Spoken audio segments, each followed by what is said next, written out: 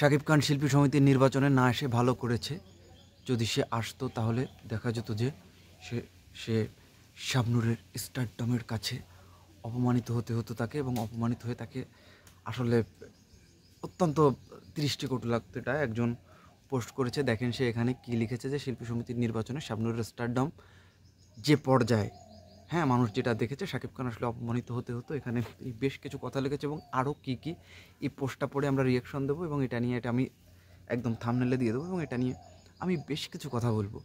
তো তারপরে আপনারা এই ব্যাপারটা আপনারা জাজ করবেন। হ্যাঁ, কাউকে আসলে মানে শিল্পীদের ছোট করা বা এগুলো আসলে মানুষ কোন মাইন্ড সেট আপ থেকে করে আমার জানা নেই। যাই হোক, আমি প্রথমে পোস্টটা পড়ি। এখানে কী লেখা হয়েছে যে শিল্পী সমিতির নির্বাচন ছিল তো অনেক নায়ক নায়িকা, কিন্তু সাংবাদিকরা এক শাবনূরকে নিয়ে পড়েছিল। এটাকে বলে স্টারডাম। বানানটা উনি ভুল করেছেন। কোনো নায়িকা তো দূরের কথা, নায়ককেও প্রাধান্য দেয়নি সাংবাদিক থেকে শুরু করে সাধারণ দর্শক। শাবনূর বাংলাদেশে একজনই, হ্যাঁ ডেফিনেটলি শাবনূর বাংলাদেশে একজনই হয়। তিনি তুমুল জনপ্রিয় নায়িকা, এবং তিনি তার সময় স্টারডম জনপ্রিয়তায় ছাড়িয়ে যাওয়ার মতো ছাড়িয়ে যাওয়া একজন নায়িকা। কিন্তু তাই বলে সব কিছুর একটা লিমিটেশন আছে, সব কিছুর একটা হিসাব নিকাশ থাকে। ইচ্ছামতো আসলে আমরা যা মন চায় তাই করে আরেকজনকে আসলে ছোট করতে আমরা পারি না। এখানে কি বলা হয়েছে যে তার সমসাময়িক অনেক নায়িকাদের বিবাহবার্ষিকী, জন্মদিন, এমনকি জনসম্মুখে সামনে আসলেও কেউ তাদেরকে পাত্তাও দেয় না।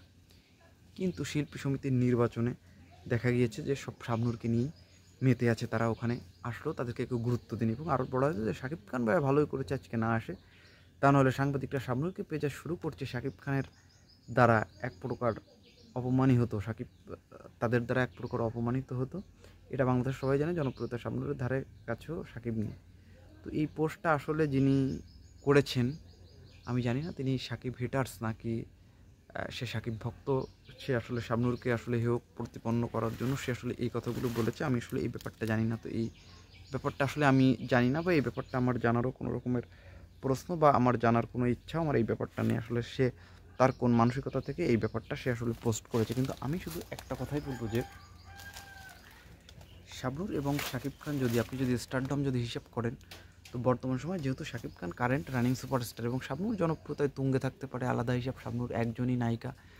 বাট যেহেতু Shakib Khan স্টারডমে current running superstar, তার জনপ্রিয়তা আসলে বর্তমান সময় আপনি যদি হিসাব করেন ডেফিনেটলি শাবনূরের থেকে শাকিব খান বেশি জনপ্রিয় বর্তমান সময়। এটা আপনি যদি, যেহেতু সিনেমা মার্কেট বর্তমান সময় সে কাজ করছে, তাকে নিয়ে মাতামাতি ডেফিনেটলি বিষয়। শাবনূরের জনপ্রিয়তা আছে, কিন্তু সেটা লিমিটেড অডিয়েন্স, সবাই শাবনূরের ভক্ত না। একটা যে কোনো শ্রেণীর, একটা নিম্ন শ্রেণী বলেন, উচ্চ শ্রেণী বলেন, বা মিডল ক্লাস, এখন মানে একটা গণজোয়ার শাকিব খানের যেরকম এটা সবার থাকে, শাবনূরেরও তার পিক টাইম প্রাইম টাইমে ছিল। কিন্তু এখন কিন্তু ব্যাপারটা সময়টা অন্য রকমের। হ্যাঁ, এখন আসলে অনেক কথা চাইলে মুখ দিয়ে বলে ফেলা যায়, চাইলে আমরা নিজেরা ইতিহাস করতে পারি, ইতিহাস লিখতে পারি, কিন্তু ইতিহাস যেটা থাকে সেটা পাল্টানো যায় না। শাকিব খানের নামের জোরে এখন কী হয়, শাবনূর একটা সিনেমাতে হাইয়েস্ট 5-6 লাখ টাকা চার্জ করতে পারে এখন, হাইয়েস্ট, তার বেশি এখন কেউ দেবে না। এবং শাকিব খান তো 1 crore ক্রস করে গিয়েছে। শুধু আমি পারিশ্রমিক দিয়ে বলছি না, অনেক রকমের হিসাব নিকাশ, অনেক রকমের ক্যালকুলেশন থাকে। শাকিব খান বর্তমান সময়।